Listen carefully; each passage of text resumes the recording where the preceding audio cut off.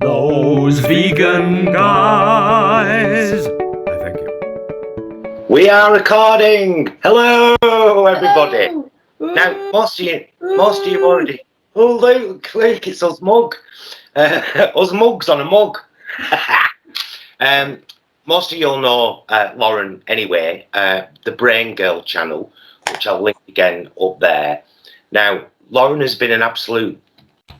I want to say godsend, but I'm not religious. Goddess then.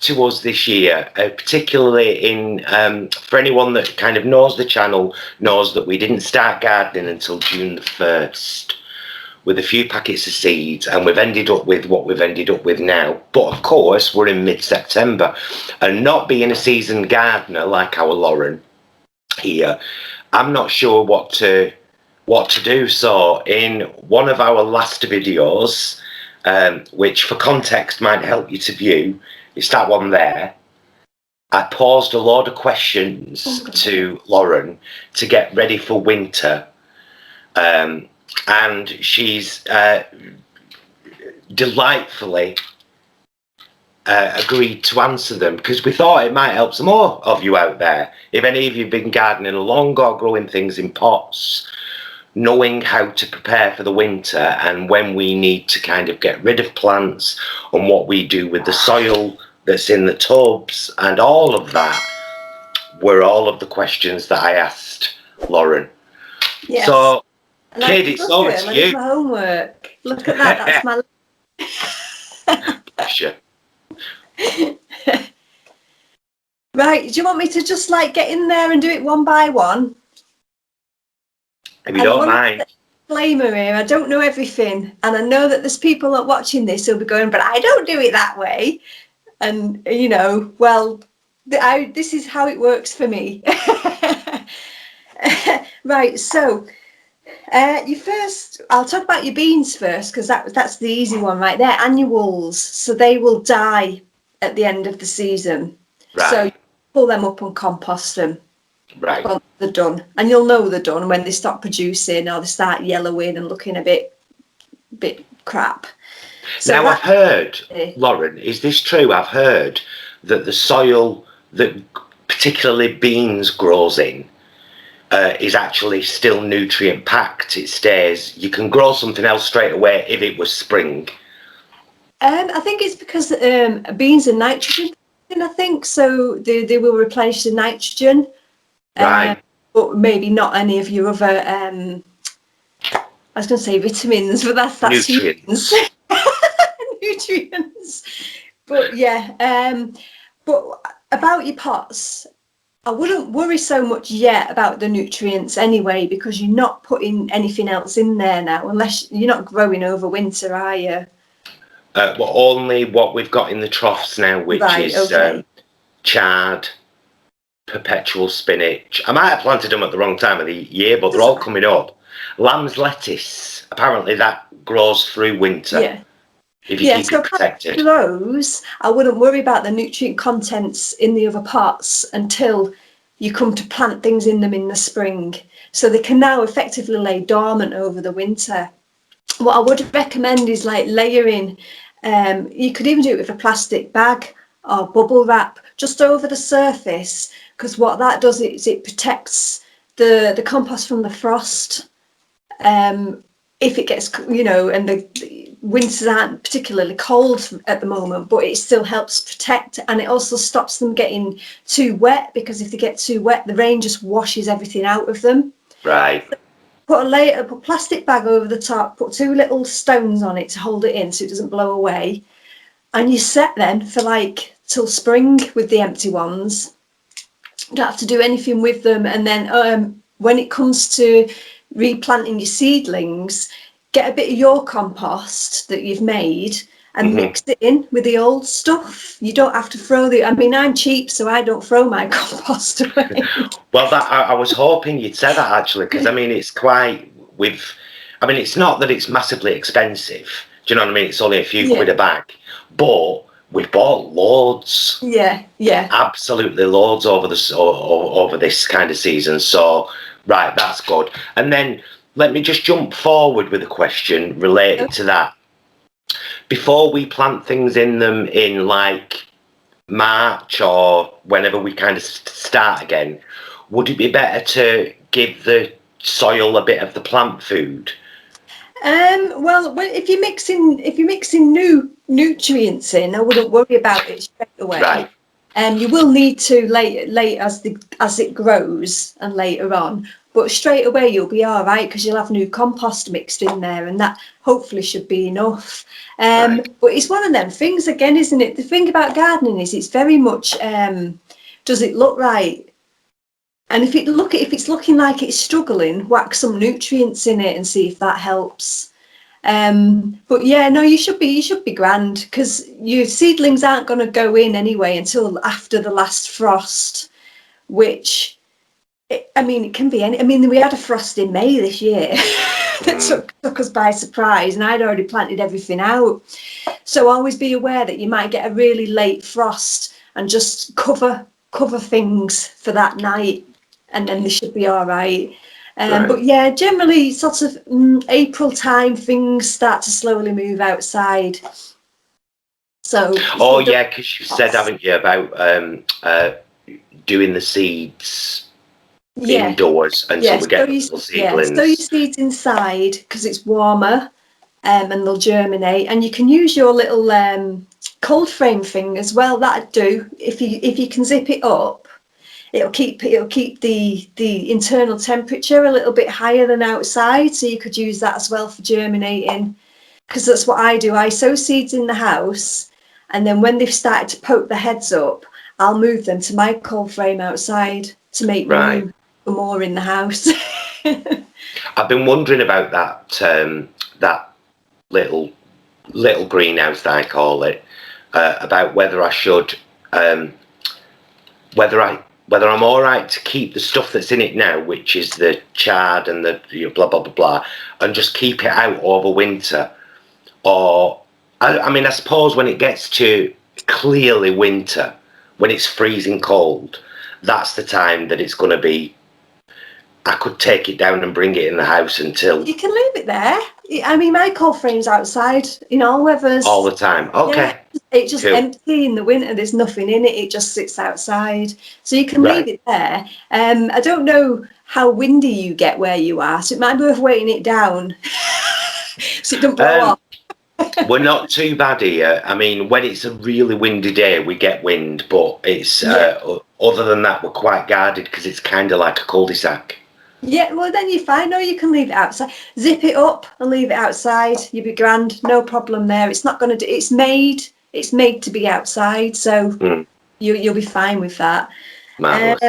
So next, so we've talked about your compost, mixing your compost in and protecting it with bubble wrap or plastic bags. Your courgettes was another one. If you're still getting fruits on them, and it looks like they're ripening, leave them. Let me show you. Sorry. It's all right. I'm not leaving them to get really big, just in case they don't. But that's fine. That's fine. Is she cute? And sweet at that size as well. They're a nice, tasty. So yeah, I've pulled this one off, and she's got about 2 of the plants. Have got 2 or 3 on at the moment. And they're quite small, but they're getting big quick. Yeah. So when they finish, then they're ready for the compost. Yeah. The actual leaves on the courgettes are actually hot. The stems on the leaves are hollow, so they will compost fairly quickly. The only thick bit is the actual main stem that all the leaves grow off. So if you want to chop that up a little bit before you stick it in your compost, that's fine. But I don't. But I'm lazy. But do you find that when you do that, by the next growing season, it has composted? Yes. Yeah. Right. Because we've got a proper compost bin now, and I'm putting all my veg peelings and everything's going in there. And I've also took note what you said about interlay it just occasionally with some cardboard to kind of, you know. So I'm doing that as well, just with old cardboard boxes and stuff. Yeah, that's great. You know, because your browns are your green nitrogens and your browns are your other nutrients. The good rule of thumb is if you stick your head in it and it stinks, it needs more brown stuff because it's too much. It's just keeping the balance because it's not really supposed to smell. So if it smells, it needs more cardboard. Right. Ours has become a very, very, very, very fancy hotel for thousands of fruit flies. At the moment, they're having an absolute whale of a time. Every time you open the lid to put something in, they all seem quite excited. Well, I'm happy to see them there. And they're helping you out in a way, like, you know, in there doing their bit. Your cold frame we've addressed through the winter. Your courgettes, your compost. I'll do your tomatoes last because that's a bit more complicated. Right. Your beetroot. When did you plant your beetroot? Was it June, July? June 1st. Right. Well, they actually, it's October is like the cut-off date for harvesting, so you can leave them in for another month. It's good. Again, just check the size. Like golf ball to tennis ball size is what you want. Obviously, if you want them bigger, you leave them in longer. There is a school of thought that says you just leave them in the ground until you need to use them. So some people even just leave them in forever until they eat them. So you're all right with your beetroots. I won't worry about them too much. And your carrots, 1/2 inch to 3/4 inch, like neck at the top, is about a good size for a carrot. Don't leave them in too long because if they get just more like rooty and big, then they'll lose their flavour. So if you've got small carrots, that's fine because they're tasty. But my carrots all came out a couple of weeks ago because the fronds were getting yellowed and looking a bit like collapsy, and I thought, right, it's time for them to come out. So when the plant looks like it's just sort of going, then it's time. That's the time. Yeah, and a good thing for carrots, if you're growing carrots next year, if you can, get hold of some like horticultural sand, which is like a really fine sand. If you mix that into the compost, it makes the compost a little bit more free-flowing, free-draining, and carrots prefer soil that's free, that's a less dense. They like nice free soil. More malleable. Yeah, yes. Stuff where the water just goes straight through it and comes out again. Okay. Yeah. So your beetroot and your carrots are fine. I mean, your beetroots are definitely fine. I don't know the situation with your carrots, how they're looking, whether they're looking healthy. But they are looking healthy. They're all still stood really kind of proud and tall. There's been a couple that have on the outer edges that have kind of slightly wilted, but I've pulled them. Yeah, that's fine. Yeah, that's grand. Right. Just think about size. In the vegetable world, bigger isn't always better. Small and tender and sweet is what you want. So, okay. Cool. Wicked. Right. Chilies. Right, your chili plants. Chili plants are perennials. So they will have a dormant season in the winter and then they'll produce again. So you don't need to throw them away. Oh, nice, because I've got loads. Is bring them inside. They don't like the cold. Right. So put them on your sunniest windowsill, which is probably your kitchen window. It is. Don't forget to put a saucer underneath so when you water, the water catches. In the winter, you don't need to water them as much because they're not using energy. So they don't need all the stuff that plants need. Water them infrequently just to keep them alive. They might fruit over the winter and they might drop leaves. If they drop leaves, that's fine. It's just low levels of light and heat make them go, oh, I'm going to get rid of some of these leaves because they haven't got the energy to produce all the nice stuff. So they'll drop stuff that they don't need. As long as all your fruits, your chilies, are off the plant by spring next year when they're ready to go again, then you're grand. Right. So marvellous. Yeah. And can I compost everything that's in the... Oh, can I just tell you this as well? I'm never growing spring onions again.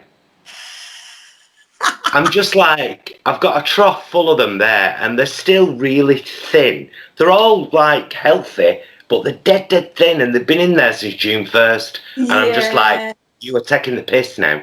they're slow grow. Anything in the allium family, like your leeks and onions, are quite slow growing. Right. So if you're gonna do them, get them in earlier. Because it might like leeks. My leek is only like that thick still. Right. It'll go over winter and I'll pull it out next year. But what else? Tomatoes. Oh, here we go. Tomatoes, the fussy buggers of the fruit and veg world. Right. I don't know if you're going to have the same weather as we've got a nice hot week this week. Yes. So leave them where they are for now. The thing with tomatoes is it's optimum temperature. It's not necessarily sunlight. They need like a temperature between 15 and 20 degrees to ripen. So if you feel like, oh, it's starting to get a bit cold out there now and you want to bring them in, you can ripen them off the plant. But this is where it gets complicated. Because there's different levels of maturity in a tomato. It goes from green to red. And in between, you've got like yellow, orange, all the different ripening colours. Now, if your tomatoes are mature, which means that the seeds have that gelatinous coating around them, then you can ripen them indoors. And the one way to find that is to sacrifice one and cut it in half. And if it's looking dry, you're not going to get them done indoors. No good. But it's about, you pull them off the plant, give them a wash and a dry, put them in a cardboard box with some newspaper. Don't let them touch each other because they'll send each other bruised and rotten. And then just check on them every few days. Keep them somewhere warm, between 15 and 20, and then just have a look at them and they'll slowly ripen. Right. Well, what I've done in the meantime, Linda Gent said that she'd some of her tomatoes that weren't ripening, she'd put clear plastic bags over. Yeah, so I had some plastic sandwich bags, and I've just put them over the bunches of actual tomatoes. Yeah. So I'll leave them for now, but they can all be composted as well and cut up. Yeah, everything can go in the compost. Yeah, because if you think about it, that environment is like a little mini greenhouse on your tomatoes. Yeah. So anything like that keeps them warm is great. Is going to work. Now, do I have to, when I do compost everything, do I have to make sure that I get all the root out as well? Or will the root help the compost because it'll decompose? I just pull the plant and whatever. It does tend to come out with the roots, but if it doesn't... Right. I was just a bit concerned. I thought, right, if I leave any traces of root in the soil, will that then affect anything else I grow in that pot next year? I was a bit kind of... Yeah, no, you'll be fine. You'll be fine, especially if you're mixing in new compost in the spring as well. You're giving them a nice sort of root rummage and breaking it up. Then it should be. And I'm gonna do what we talked about as well. I haven't done it yet, but I've got my little box of seeds. I've got loads of seeds now, and some I didn't plant because I kind of got them and it said on the packet it was too late. So I need to have like a gardening book, and I'm just gonna write everything down and when it can be planted, so I know. I've got them to do in February, them in March, blah, blah, blah, blah. And I'm also going to do the tip you gave me earlier this year, next year, about the lettuces, planting them in stages rather than all at once, so that there's a kind of, perpetual... Yeah. Because we really enjoyed them this year. We've had a lot of yield from that salad. Yes, yeah. Yeah. Like a hell of a lot. They're great because if you just pick the leaves and then they'll grow back, so it's like cut and come again. You just get an endless supply. Love it. So I think that was everything on your list. But if you've got anything else, I think you've answered everything there, lozenge. Yeah, just beware for when you sow seeds next year, put them like I think I said this to you, put them on the brightest place that you can, and they will, because we're not rich and we haven't got a greenhouse, they will lean towards the sun. So you will have to turn them to get them straighten up. And if it looks like they're getting really leggy, which is where they get a really long stem with little leaves on the top, don't worry about it, because all that it means is when you come to plant them on, if you plant up to the leaves, so you can bury all that stem in the ground and just plant up to the leaves, and it gets rid of that like long straggliness that they get, because they do get that when you sow them indoors. Now, final question re gardening is about my potatoes. Because as you know, the lovely Kelly got me these potato bags. Yeah.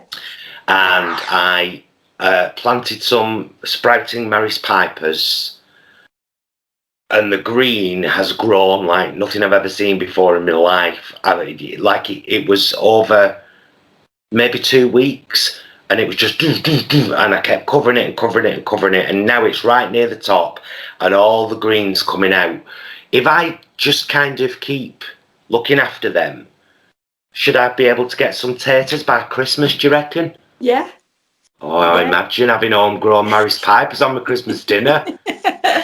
Yeah, you'll see them flower if they're flowering varieties, and then it's after the flower is gone, then you dig up. But it sounds like they're enjoying their life. So yeah, they're having a great old time out there at the moment. They're just like, hey, look at us in the garden. It's great, this. So I'm dead excited about that, because the thought of having homegrown potatoes on Christmas Day is kind of lovely. Mm. I like that idea. Right, gardening guru, Lauren, let's end the gardening segment there, because I want to talk to you about something else. Okay. Well, I've seen you of late, just of late, mind, very, very inspired and very positively, emotionally connected to a group called Running Punks. Yes. Now, I'm not going to lie, you've piqued my interest. And especially when you were telling me about the kind of...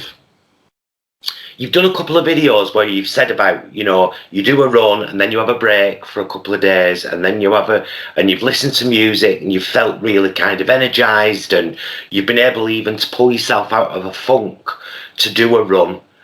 I sort of watched that video. So tell us about Running Punks, what it is, does it cost anything, is it... Tell us. Right, okay, right. Well, a bit backstory is I used to run, before my brain injury, I was a hill runner, and I used to run around the countryside and up hills, and I loved it. And then my brain injury happened, and then like for the past 8 years, I've been sort of flirting in and out of getting back into exercise, but I kept failing.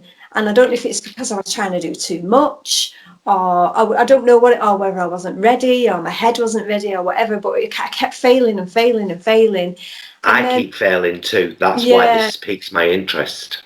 And then I found one of the founders of Running Punks is a guy called Jimmy who lives in Wales, and I found him completely by accident. I found him on YouTube doing he does like album reviews while he's running. So oh, cool. It's just this guy from Cardiff with a selfie stick running, going, oh my god, this album is really, you know, talking about the album and reviewing the album. That's how I found him. And then I rejoined Twitter. This is unrelated. I rejoined Twitter because I hadn't been on for 6 years, and I thought, well, why the F not? Because I have to kind of I've joined like United Against Racism in Ireland and stuff like that. And the only way you get to keep up with what's going on is if you're on a social media. So I thought, right, I'll go on to Twitter. And then I found out that this guy, Jimmy, ran this thing called Running Punks with a friend of his called Rodri. And basically, Jimmy would say anyone is a running punk. Like if you go out running, you're a running punk. But what he does is if you contact him, he will put together a 6-week running plan for you. So he'll talk to you and find out what you need. Like initially I said, he said, what's the most that you think you could run in the week? And I said, probably about 3 days. So he did it for 3 days initially for the first 2 weeks. And then we stepped it up to 4 days, and it gradually sort of increases your tolerance of it, I suppose. But the ethos of Running Punks is it's a running club that's not a running club. It's for people like me, that like the misfits and the weirdos and the alternative, who don't fit into the traditional running scene. And we all like rock music, and like, you know, we're all really lefties as well, which helps. Basically we go out and we run listening to music. And what it's done for me as well is it's enabled me to approach music in a completely different way again as well, and really appreciate it. And that in turn spurs me on as well, because I've got like Nirvana and System of a Down and Rage Against the Machine and stuff like that in my ears while I'm running, and it's great. And woo! And there's been so many times I've been running around with my arms in the air singing songs. That's amazing. That's amazing, though. It's fun. And so what Jimmy does is he says, let's not make it about reaching a goal of like 5k or 10k or whatever. Let's just make it about the joy of running. And that's it. And so my plan is done in times rather than distances.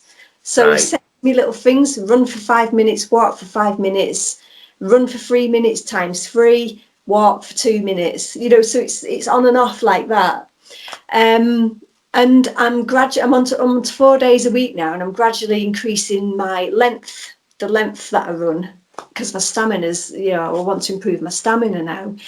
And the whole community is just lovely, and Jimmy's lovely, and he's the most positive, happy person, and he's so supportive, and everyone there is really supportive. And there's none of that, like, you know, that you get sometimes in groups, well, you're not doing this right and you're not doing that right. There's none of that.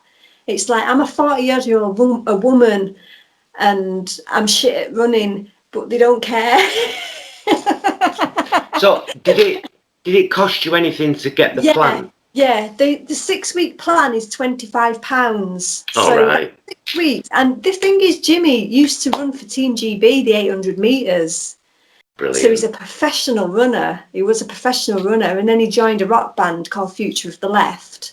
And then he left that because he got really overweight and like drinking too much, and he thought, I've got to get back into running again. I need to lose this weight. And that's how this all sparked off. Right. So it's £25 for your 6-week plan, and then after that you can either go it on your own, or you can say, Jimmy, I need a bit more support, and he'll do you another plan that you'll pay for, or you just carry on yourself. But even if you carry on yourself, you're still a running punk, and you can still like post your progress to the Twitter account and have everyone supporting you. And what I've seen is that when people are having like the days, the troughs, the days, everyone's in there geeing them up, helping them along and letting them get on with it, and saying, come on, you don't worry about it, you'll do it tomorrow, it's no big deal, you know. Nice. It's great. And I think if you're going at it from a place of never even run before, he will bear that in mind and say, right, this is someone who's never run, let's ease them into it. He won't just have it, right, 10k, that's it, you've got to go and do 10k, all that, you're rubbish. So he'll ease people into it, and then the joy comes from it. Fabulous. So where's the best place for anyone that's interested to well, they do have a website, runningpunks.com, I think. Right. And then they're on Twitter at runningpunks, which is how Brilliant. I got involved in it. Brilliant. I think I wanted. Well, I've got here at the moment. I mean, I might do it anyway, but at the moment we're on our last ditch attempt, because you know me and Jason have been through so many times this year where we've said, right, we're getting our health together. This is our health story, and then we do a month of vlogs, and then something happens, and just some shit excuse. And but what we have done is we've just both bought a yoga mat. All right. Not necessarily for yoga, it's just that we've got a huge kitchen with a lot of floor space where we can both lie down together and do stuff. But we didn't have mats. Not like that, you mucky cow. So we bought these yoga mats just so that we can, even if it's just gentle stretching and a few press-ups, and maybe we will incorporate a bit of yoga. But yeah, I'm going to look into it. I'm going to have a look at the website for sure. So thank you for the inspiration there, because it's seeing how it affected you that kind of made me go, oh, yeah, oh, you know. Yeah, you know, and this is from somebody who, for a long time, was very frightened of exercise because of my accident. I think I said in one of my videos, when I tried to get into running, I used to run like that, so my head wouldn't move because I was so terrified. Yeah, it's just like, that's completely gone. That little voice there that tells me I'm going to die has just gone completely. That's amazing. It really is amazing, Lauren. And it's really good to see you positive and not like you're always negative. But do you know what I mean? Positive in particular about physical activity and owning it and being honest about it, and being honest in your vlogs about, you know, like that one I mentioned where you got into a real funk, like you didn't want to do it, and then you G'd yourself up and the music fueled you. But I'm exactly the same with exercise. If I don't have music with it, you know, going to the gym or whatever, but I shall definitely have a look into running punks. So just we'll try and keep this short because we know people's attention spans on YouTube. People get bored very easily regardless of how interesting the conversation is. I know, right? But just in general, running punks and garden aside, how are you, lovely? Do you know what? I'm all right. And sometimes I feel guilty saying that I'm all right because I know that a lot of people aren't all right. But then I'm thinking, well, you know, I'm all right. Like this, it sounds, I don't want to sound like I'm big-headed or anything, but this is just sliding off me, all of this. Own it, Lauren. It's like if you feel good and you feel positive and you're having a good time right now, that's an example that even through all this shit we can. Yeah, because I think when I talked about it, I've done a video on trauma as initiation, and I think I remember that. Like I've been initiated, like I've had a trauma and I've been reborn, as it were, and now it takes a lot to throw me off, a lot. And this is now. Yeah, you had a talk not so long back as well about it, because your kind of trauma anniversary is September, isn't it? Yeah, the end of this month, yeah. Yeah, and mine is November the 6th. But this year in particular, now, I'm looking forward to November the 6th. Because it's the anniversary of the day I survived. Yeah, yeah. Something horrible. Yeah. So I'm wearing it now like a victory plaque. It's like, yeah, this is that day I saved my own life. Yeah. And I think when you go through something like that, it gives you a different perspective. I look at everything that's going on right now and I just go, these are birthing pains. You get to have something brilliant, you have to get this muck, and the muck is here. So we get through the muck, because it can't stay like that forever. It can't. It's the nature of the world. Things evolve and move on. So it's going to evolve and it's going to move on. This is just the muck, and then it's going to birth a lovely little baby. Something's going to change, and you know, in my experience, after trauma and strife, there's an awakening, to put it in that language. So, oh, you're frozen. Oh, no, you're not. There you go, you're back. There, I think, yeah, you froze as well. I think it was just a jitter. Barbara Streisand says in one of her songs, I believe it's the one with Seth MacFarlane on the Encore album, says, if you want something you've never had, you have to do things you've never done. Mm. And I thought, well, I like that. It's just kind of, do you know what I mean, though? So if you've always faced this dark period this way, change it. Yeah. Make it different. Yeah. Because if you want a different outcome, you've got to approach things differently. Yeah. So, things only hurt me if I let them hurt me, right? My my reaction to anything, whether it's something that somebody said, done, something that's going on, if it hurts, it's because I'm hurting me, not because of absolutely. that. I am choosing to be hurt by it. So I now choose that doesn't hurt me anymore.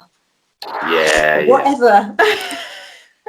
Another saying I adopted not too long ago was, I believe it was Eleanor Roosevelt originally, but it's just a part of what she said. And then it's been attributed to RuPaul, but it's not RuPaul's quote. It was Eleanor Roosevelt.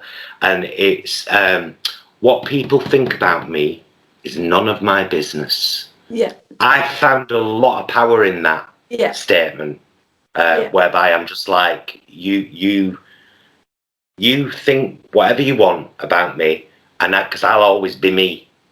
Yeah, and that comes down to self-love again, you know, like love yourself, because Harry over there saying what he wants to say, projecting his nonsense. That's not, I love myself. I don't care what you think. Exactly. Oh, marvellous, Lauren, this was lovely. So let's, first I want to say thank you so much for helping us so much with our garden this year. You really have been a fantastic inspiration, and we are now gardeners. Yay! Quite simply, I can't ever imagine my life now not doing this. I love it. So, and of course, I'm going to look into running punks as well. Well, so get followed on Twitter, and then you can get a feel for it then. I shall. I bloody shall. Right, Lauren, thank you so much for talking to me today. Let me stop recording and then we'll say goodbye privately, because it's not fault with anyone else. But yeah, to say thank you everyone for watching. Hope we've helped. See you again soon. Till then, be excellent to yourself and each other.